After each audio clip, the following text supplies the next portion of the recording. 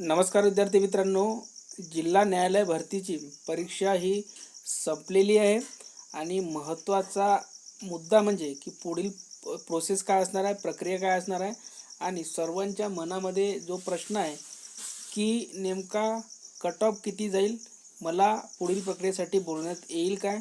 तर विद्यार्थी मित्रांनो, संपूर्ण ए टू झेड माहिती मिळणार आहे. तुम्हाला संपूर्ण प्रक्रिया समजून सांगणार आहे आणि आपण या व्हिडिओच्या शेवटी तुम्हाला कट ऑफ सुद्धा सांगणार आहे की नेमका तुमचा सेफ स्कोर किती असणार आहे, तुम्हाला पुढील प्रक्रियेसाठी बोलवलं जाईल की नाही जाईल. तर पहा विद्यार्थी मित्रांनो, निवड यादी, प्रतीक्षा यादी. इथे बघा, निवड यादी आणि प्रतीक्षा यादी. तर बघा, लघुलेखकसाठी, त्यानंतर कनिष्ठ लिपकसाठी आणि शिपाई हमाल या पदासाठी. तर बघा, या दोन्हीची टोटल करून, त्यानंतर या दोन्हीची टोटल करून तुम्हाला एवढ्या गुणीला 7 हे पुढील प्रक्रियेसाठी बोलण्यात येणार आहे, तिन्ही याच्यामध्ये. ठीक आहे. आणि त्यानंतर तुम्हाला एका 7 नंतर बोलवल्यानंतर तुम्हाला एकाच 3 म्हणजे एका जागेसाठी 3 विद्यार्थी हे बोलण्यात येईल त्याच्यानंतरच्या प्रक्रियेसाठी. ठीक आहे. आता बघा, यामध्ये जर बघायला गेलो आपण तर सर्वांनी पेपर दिलेला आहे. काही विद्यार्थ्यांना सोपा गेला, काही विद्यार्थ्यांना कठीण गेला. पण जर जे सरळ सेवेची जे विद्यार्थी फक्त तयारी करत असतात, फक्त सरळ सेवेची, ज्यांनी MPSCचं कधीच प्री किंवा मेन्स दिलेली नाही आहे, त्या सर्व विद्यार्थ्यांना हा पेपर कठीण गेलेला आहे. खास करून GS या पोर्शनवर, GS GKमध्ये कठीण गेलेला विद्यार्थी मित्रांनो. जे MPSCची तयारी करत होते त्यांना हा सोप्या प्रकारचा गेलेला आहे, पण त्यांना पण 2 ते 3 प्रश्न हे जमलेले नाही आहे. म्हणजे आपण पेपर हा कठीण स्वरूपाचाच म्हणू शकतो, कारण की सर्व विद्यार्थ्यांची आपण ॲनालिसिस बघितली असेल आणि त्यांची जे म्हणणं होतं त्यानुसारच आपण सांगतो आहे आणि विद्यार्थ्यांची खूप काही प्रतिक्रिया आपण बघितलेली आहे. तर पहा विद्यार्थी मित्रांनो, यामध्ये पुढील प्रक्रिया आपण जर बघायला गेलो तर काय असणार आहे, तर यामध्ये तर पहा, कनिष्ठ लिपिक या पदासाठी एका 7 नुसार तुम्हाला बोलवण्यात जाईल आणि हमाल शिपाई या पदासाठी सुद्धा एका 7 याप्रमाणे बोलण्यात येईल. ठीक आहे. तुमची टायपिंग टेस्ट होणार आहे, इथे त्यांनी क्लिअर दिलेलं आहे, तुम्ही स्क्रीनशॉट घेऊन बघू शकता विद्यार्थी मित्रांनो. आणि हमाल शिपाई या पदासाठी सुद्धा एका 7 प्रमाणे बोलण्यात येईल. इथे बघा त्यांनी दिलेलं आहे. आणि त्यानंतरची जे पद आहे ती आहे प्रोसेस एकाच 3 नुसार, दोन्ही याच्यामध्ये तसं होणार आहे. आता बघा, यामध्ये जर जागा बघायला गेलो आपण, सर्वच जिल्ह्यानुसार तुम्ही कोणत्या जिल्ह्यात फॉर्म टाकलेला आहे ते कमेंटसुद्धा करू शकता आणि तुम्हाला अंदाजित मार्क किती येऊ शकतात ते सुद्धा तुम्ही कमेंट करू शकता. तुम्हाला आपण नेक्स्ट व्हिडिओमध्ये कट ऑफसुद्धा सांगणार आहे, पण या व्हिडिओमध्ये सुद्धा तुम्हाला आपण कट ऑफ सांगणार आहे. तर पहा, उदाहरणार्थ तुम्ही अहमदनगरमध्ये फॉर्म भरलेला असेल तर बघा, इथे जर बघायला गेलो आपण, निवड यादीमध्ये 64 आणि 16 या दोघांची कॅल्क्युलेशन करून गुणीला 7 बोलवण्यात येईल पहिल्या स्टेपला, आणि मग या दोघांचीच कॅल्क्युलेशन करून सेकंड स्टेपला 3 बोलवण्यात येईल, म्हणजे एकाच 3. यामध्ये सुद्धा बघा 141 + 35 यांची टोटल करून एकाच 7 आणि एकाच 3 बोलण्यात येईल. तर असंच तुम्ही तुमच्या जिल्ह्याचे करून बघू शकता की नेमके तुमच्या इथे फॉर्म किती आलेले आहेत. तो व्हिडिओसुद्धा आपण आपल्या चॅनलवर टाकलेला आहे आणि टेलिग्राम चॅनलवर त्याची फोटोसुद्धा टाकलेले आहे. विद्यार्थी मित्रांनो, तुम्ही बघू शकता का नेमके आपल्या जिल्ह्यामध्ये फॉर्म किती आलेले आहे, तुम्ही ज्या ठिकाणी फॉर्म भरला आहे तिथे. लिंक या व्हिडिओच्या खाली डिस्क्रिप्शन बॉक्समध्ये देण्यात आलेली आहे टेलिग्रामची.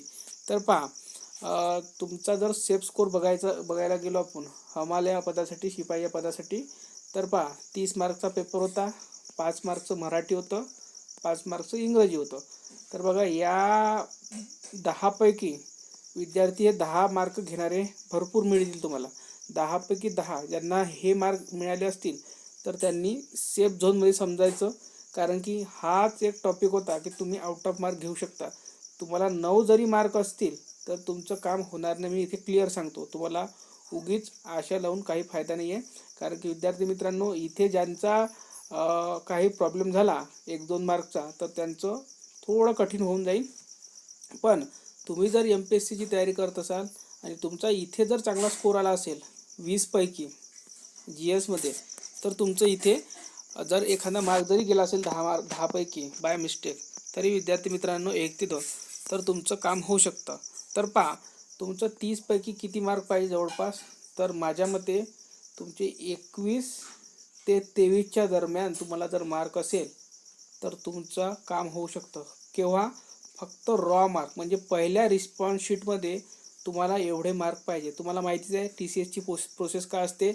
सुरुवातीला पहिली रिस्पॉन्स शीट येईल, मग दुसरी रिस्पॉन्स शीट येईल जे तुम्ही ऑब्जेक्शन घेईल आणि ते तुमची फायनल होईल. त्यानंतर तुमचं नॉर्मलायझेशन होईल. त्यानंतर तुमचे मार्क वाढणार कमी होणार शिफ्टनुसार, ते तुमच्या शिफ्टनुसार आणि तुमच्या लकनुसार राहणार आहे. पण रॉ मार्क जर विचारायला गेला तर तुम्हाला 21 ते 23च्या दरम्यान तुमचा सेफ स्कोअर राहणार आहे. त्यानंतर बघायला गेलो विद्यार्थी मित्रांनो आपण, तर 40 मार्कची आपल्याला कनिष्ठ लिपिक या पदासाठी चाळणी परीक्षा झालेली आहे. ठीक आहे. आणि इथे बघा आपण जर बघायला गेलो तर 40 पैकी तुम्हाला जर सेफ स्कोअर बघायचा असेल तर तुम्हाला जवळपास या 40 पैकी 32-33च्या आसपास तुम्हाला मार्क लागणार आहे. जरी पेपर कठीण होता तरी विद्यार्थी मित्रांनो पोरांची संख्याही जास्त होती परीक्षा देण्याची, कारण की भरपूर विद्यार्थ्यांनी फॉर्म भरलेला होता, भरपूर जागा होत्या. आणि आतापर्यंत काय व्हायचं, सुरुवातीलाच तुम्हाला छाटलं जात होतं. फक्त फॉर्म भरून काही फायदा नव्हता, कारण की तुम्हाला फॉर्ममधूनच कट करून दिलं जात होतं, कारण की त्यांच्याकडे परीक्षा घ्यायला किंवा हे घ्यायला मॅनेज करायला काही होतं नाही. पण TCS आल्यामुळे त्यांनी ते मॅनेज केलेलं आहे, कारण की पहिल्या वेळेस सर्वांना पेपर द्यायला मिळालेला आहे आणि सर्वांनी पहिल्यांदा न्यायालयाचा पेपर दिलेला असेल मला तरी असं वाटते, कारण की आतापर्यंत खूप लकी व्यक्ती असायचे ज्यांना पेपर द्यायला मिळायचा. पण यावेळेस आपण 900 ते 1000 रुपये भरले, त्यामुळे आपल्याला पेपर द्यायला मिळालेला आहे सर्वांना. तर न्यायालयाची प्रोसेससुद्धा खूप काही विद्यार्थ्यांना पुढील पाहायला मिळणार आहे. ठीक आहे. तर इथे आपल्याला 32च्या वरतं मार्क पाहिजे कनिष्ठ लिपिकसाठी, आणि हमाल्या पदासाठी जवळपास 21 ते 23च्या जवळपास मार्क पाहिजे. रॉ मार्क तुमचे हे मग नंतर मग 34 होऊ शकतात, 38 होऊ शकतात, ते तुमच्या पेपरनुसार. पण सेफ स्कोअर जर तुम्हाला जाणून घ्यायचा आहे तर विद्यार्थी मित्रांनो एवढा राहू शकतात. हे सर्व माझं वैयक्तिक मत आहे. तुम्हाला काय वाटते कट ऑफ किती जाऊ शकतो आणि तुमचा किती स्कोअर येऊ शकतो ते सुद्धा मला कमेंट बॉक्समध्ये सांगा. आपण त्याचं ॲनालिसिस करूया. तुमची शिफ्ट सांगा, तुमचा दिनांक सांगा आणि तुमचा जिल्हा सांगा. तुम्ही कोणत्या जिल्ह्यामध्ये फॉर्म भरला आहे त्यानुसार आपण जास्तीत जास्त कमेंट आली की दुसरा नक्की कट ऑफ काढूया आणि तुमच्यासाठी आपण नवीन एक कट ऑफ निश्चित करूया तुमच्या सर्व कमेंटवरून. तर या व्हिडिओमध्ये इथपर्यंत. व्हिडिओला शेअर करा, लाईक करा आणि सर्वांनी आपलं टेलिग्राम चॅनल जॉईन करा. लिंक या व्हिडिओच्या खाली डिस्क्रिप्शन बॉक्समध्ये दिलेला आहे. धन्यवाद.